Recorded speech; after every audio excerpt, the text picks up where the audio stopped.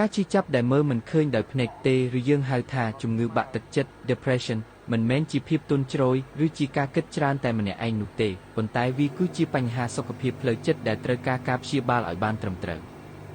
ក្នុងនាមជាអ្នកជំនាញម្នាក់ខ្ញុំសូមចែករំលែកនៅដំណាក់កាលនិងវិធីសាស្ត្រសំខាន់ដើម្បីឈានទៅរកការជាសះស្បើយដូចខាងក្រោម 1. ការទទួលស្គាល់និងការបើកចិត្ត awareness ជំហានដំបូងដែលសំខាន់បំផុតគឺការឈប់បន្ទោសខ្លួនឯងអ្នកត្រូវយល់ថាការដែលអ្នកមានអារម្មណ៍អស់សង្ឃឹមហត់នឿយឬចង់នៅម្នាក់ឯងគឺជារោគសញ្ញានៃជំងឺមិនមែនជាអត្តចរិតរបស់អ្នកឡើយការទទួលស្គាល់ថាខ្លួនឯងកំពុងមិនស្រួលហើយត្រូវការជំនួយគឺជាភាពក្លាហានបំផុត 2. ការព្យាបាលតាមបែបចិត្តសាស្ត្រ psychotherapy ការជួបជាមួយអ្នកជំនាញចិត្តសាស្ត្រ psychologist គឺជាជម្រើសដ៏ល្អបំផុតវិធីសាស្ត្រដែលគេនិយមប្រើគឺ cognitive behavioral therapy បំបែកវដ្តនៃគំនិតអវិជ្ជមានរៀនកត់សម្គាល់គំនិតដែលធ្វើឲ្យយើងឈឺចាប់ហើយបដូរមកជាការគិតដែលសមហេតុផលវិញការនិយាយចេញមកក្រៅការមានកន្លែងសុវត្ថិភាពដើម្បីបញ្ចេញអារម្មណ៍ដែលចាក់ស្រេះក្នុងចិត្តជួយឲ្យបន្ទប់ក្នុងចិត្តស្រាលជាងមុន 3. ការប្រើប្រាស់អុសបើចាំបាច់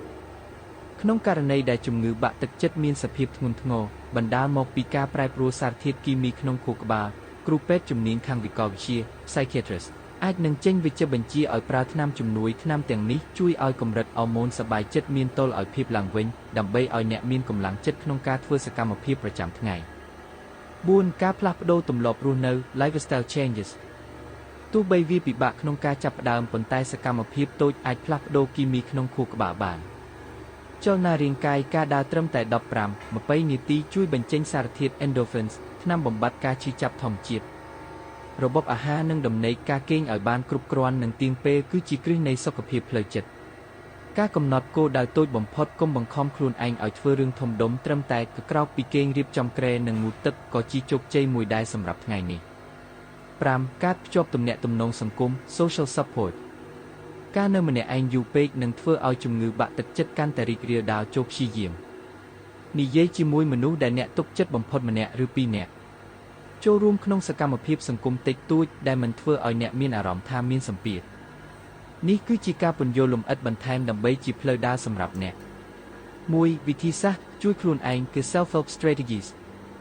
នៅពេលដែលអ្នកមានអារម្មណ៍ថាគ្មានកម្លាំងកំហែងសូម្បីតែការក្រោកពីគេងក៏ពិបាកសូមសាកល្បងប្រើរូបមន្តបន្តិចម្ដងក៏ដូចខាងក្រោម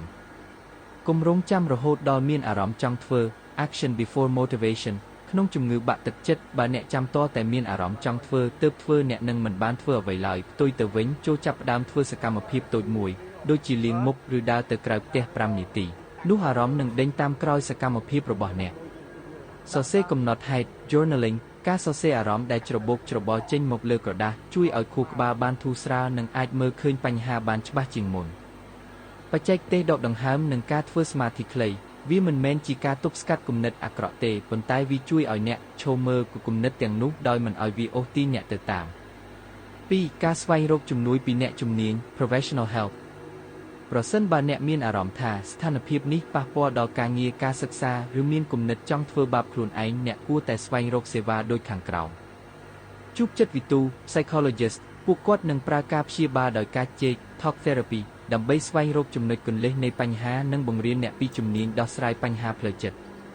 ជួបគ្រូពេទ្យវិកលវិទ្យា psychiatrist ប្រសិនបើអ្នកមានរោគសញ្ញារូបរាងកាយខ្លាំងគេងមិនលក់តតែសោះញ៉ាំមិនបានឬគ្មានកម្លាំងសោះគ្រូពេទ្យអាចជួយចេញថ្នាំដែលជួយសម្រួលដល់សារធាតុគីមីក្នុងខួរក្បាល